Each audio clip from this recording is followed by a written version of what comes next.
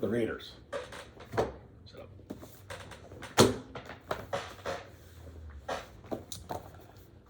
This is the book that we're going to be using. And we're going to talk about some of the features of the book.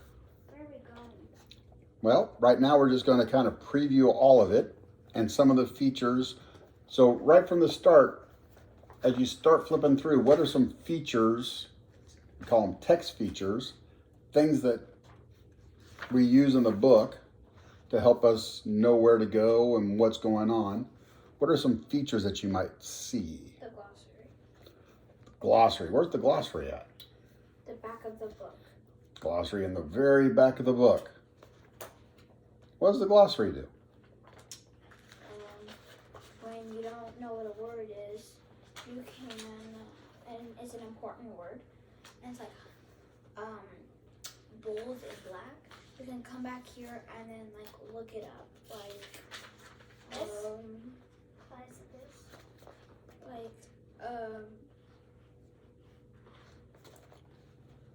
Very back. old blood or something. Very Okay. back? Yeah. Yeah. Right here. So this is our glossary. Like it starts page 157. Goes for a few pages. Okay. Any features on the very front cover? Table of contents. I won't go with that being on the very front cover, but it's at the very front of the book, right? Oh, there's lots of animals. Okay. So kind of a picture. What do we almost always have that's a text feature that's on the front cover of the book? Unit.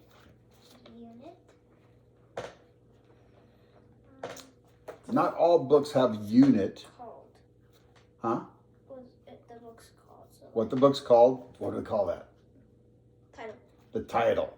Title's almost always on the front cover, right? Yeah. So that's a text feature. And then like you said, table of contents right inside. What's the table of contents tell us?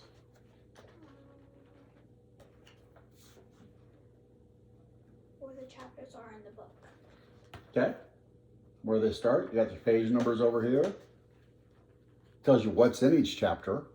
Because maybe I just want you to talk to me about tree frogs. If I want you to talk about tree frogs, what page would you go to?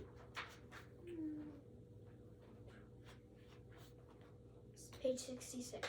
66. And that's a lot easier just coming here and finding that than having to go, oh, where's the tree frogs? Where's the tree frogs? I can't find the tree frogs, right? Okay. So during the lesson today, we're going to focus on defining and identifying organizational text features. The text features are parts of the text that stand out or they're different from the rest of the text and information. Many authors use text features to highlight or call attention to important information. Okay? You got some sticky notes. So we have diagrams, maps, glossary, charts, bold print, photos, and headings. Okay? You got the same thing over there. We probably aren't going to use all of these today, but when we get to something, then I want you're going to take your sticky note and stick it in the book where it belongs, okay? So, we've already talked about the table of contents. If we had a table of contents sticky note, we would put that right there. But we're just going to go ahead and skip to our first page, which is actually page number 2.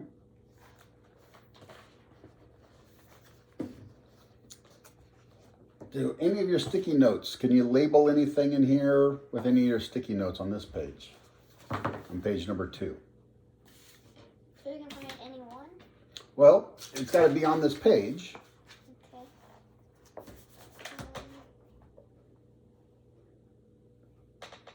And remember, you're research partners, so you're working together on this.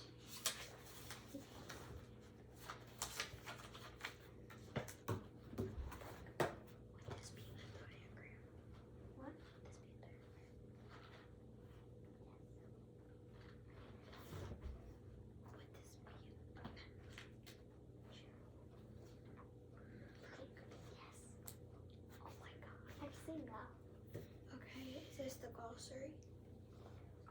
It's not the glossary. What is it?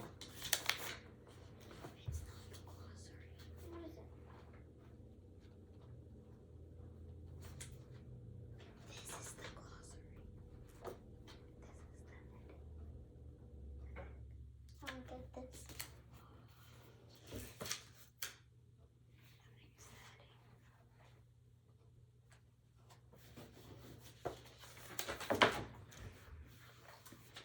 Good job. So that's the heading. The heading gives the reader information about the key topics in the text. So this chapter is going to be about Rattenborough. It says, Introduction, meet Rattenborough. Okay? What about page 3? Would we use a sticky note on this one? So diagram, maps, glossary, charts, bold print, or a photo.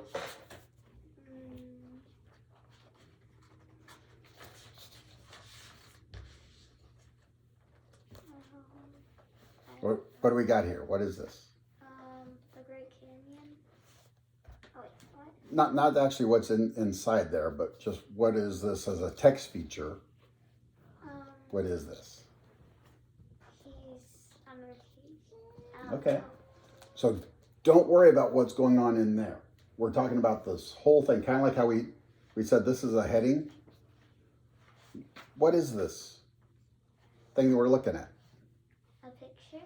A picture. What's another word for picture? A photo. Photo. There you go. And you can just put that right on there. Good job. Wait, here. Okay. So photos are used to visually show you what the text is about, and captions, so this part right here, captions describe what the photo's about.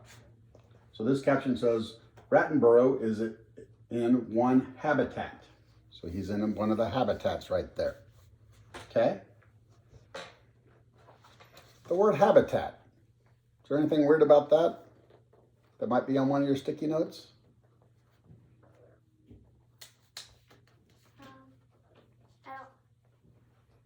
don't have that. So diagrams, maps, glossary, charts, or bold print. Just look at the word. What's different from that word than all the other words in the caption there?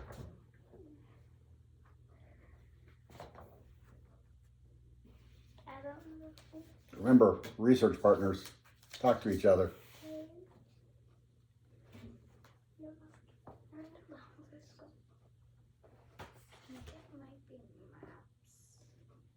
Is that a map?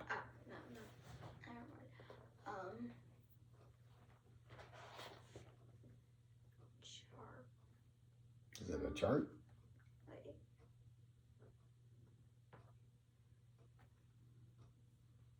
Bold print. Yeah, it's bold print. It's a little bit darker than the rest. A lot of times, an author will make a word that's important in bold print so that we know that it's a word that we need to know, right? And we already talked about this. You got ahead of me. Where would we find, do you think, the definition of that bold print? The glossary. In the glossary, back on page 157 that you had already found. So you can put your glossary, sticky note, in there. I need a glossary sticky note in here.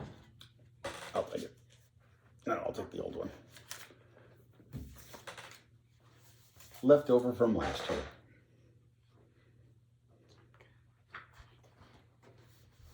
Be a glossary sticky.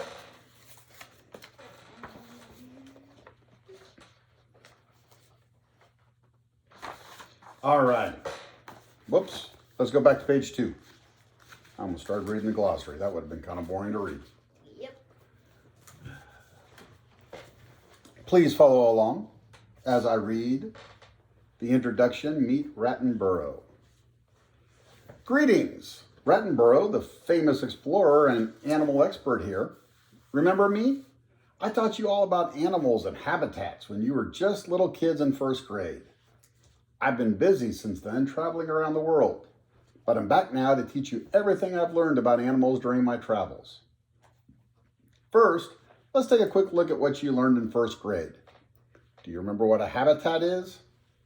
A habitat is the place where animals and plants live. We learned that there are different habitats all over the world, with different kinds of animals and plants living there. We visited a desert habitat where it was very hot and dry. It's the first one you've remembered, isn't it? It hardly ever rains in the desert, so the plants and animals that live there have to be able to get by with very little water. I bet you remember that cactus plants live in the desert, along with snakes and lizards. All right.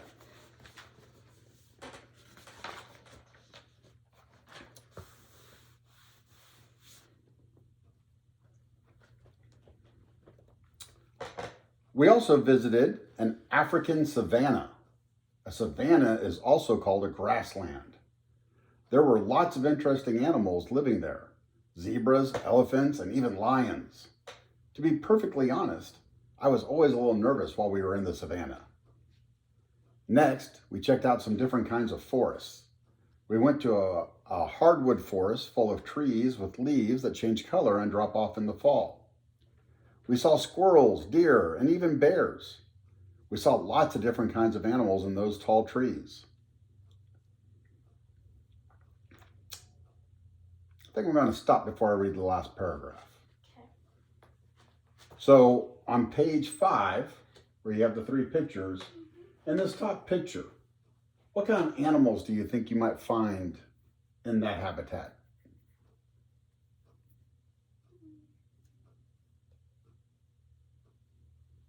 Zebras. Zebras. Kylie, can you give me one? Lions. Lions. How about the middle one? I don't know too much what they are. All the squirrels. Squirrels. Deer.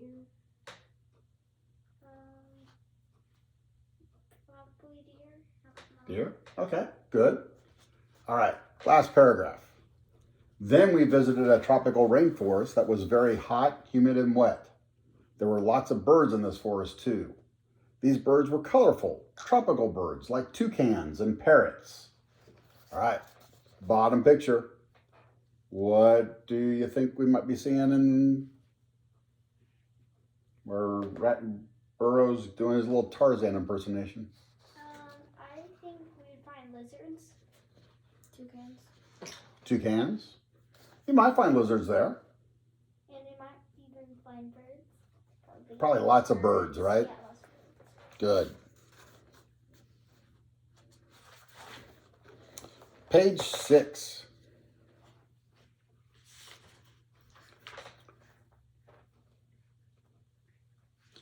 I'm looking at this. I see habitats is bolded, and then habitat is bolded again, and then habitat is bolded one more time. Why do you think habitat's bolded every single time? Why do you think that? Probably because it's an important word that we need to know. Probably a pretty important word that we need to know about. Okay? Last but not least, we visited freshwater and saltwater habitats. In the freshwater habitat, we saw fish, turtles, ducks, and beavers. In the saltwater habitat of the sea, we saw starfish, crabs, lobsters, and sharks. So in those 2 pictures on page 7, kind of going back to our last lesson about the comparing and contrasting. What can you kind of say about those 2 pictures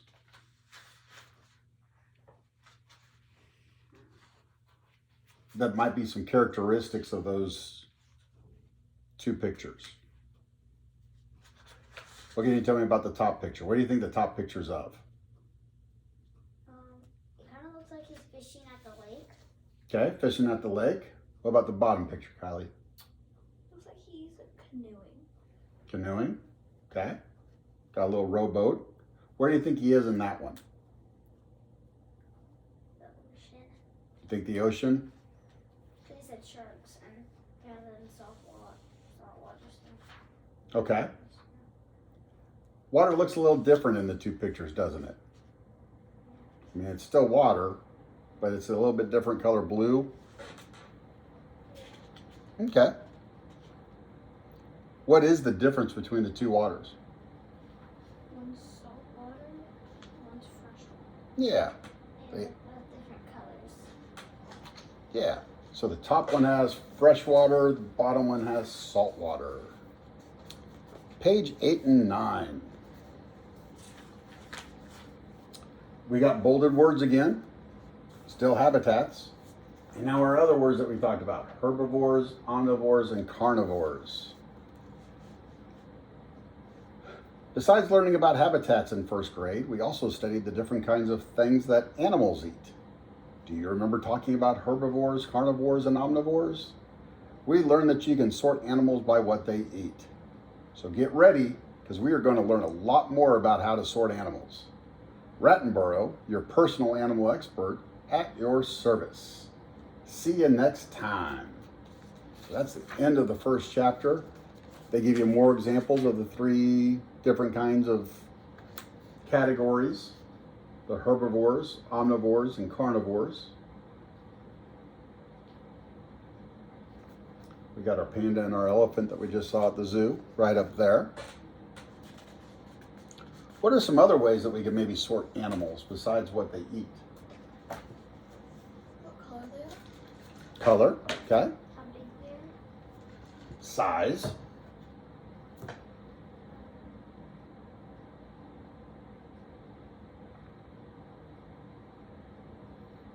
If they can fly or not. Nice. Fly or not.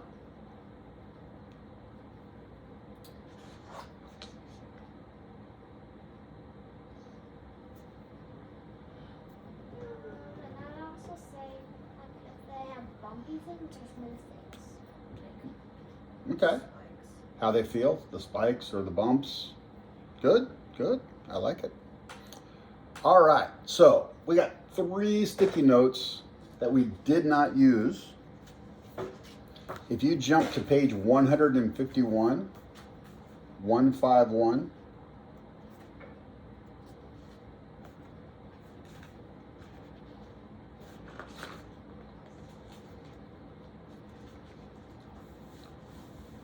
if we just look at the top part,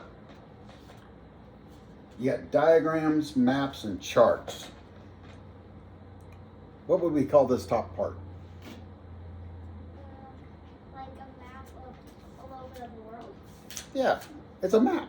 So you can just put your map one in that one.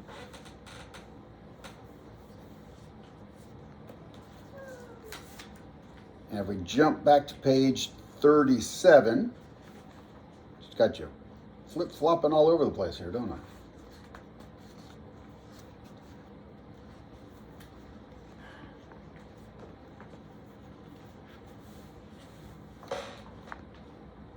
So now we're down to diagrams and charts.